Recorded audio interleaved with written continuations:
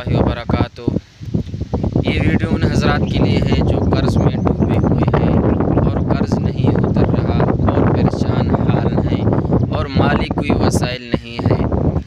ان حضرات نے کرنا کچھ یوں ہے کہ کوئی سا بھی نماز اگر ہو سکے تو عشاء کی نماز کے بعد 2 رکعت نفل صلاۃ الحاجت پڑھنی ہے، اور اس کے بعد سورۃ یاسین شریف کو 3 بار پڑھ کر اللہ رب العزت سے خوب گڑ گڑا کر دعا کریں۔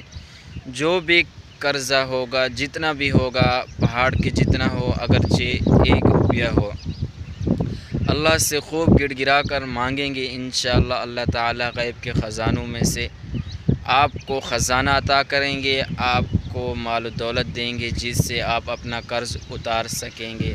اور جو حضرات یہ عمل کرنا چاہتے ہیں وہ اپنا نام اور اپنے شہر کا نام ان باکس میں سینڈ کر دیں تاکہ ان حضرات کے لیے خصوصی دعائیں بھی کی جائیں۔ وآخر دعوانا الحمدللہ رب العالمین۔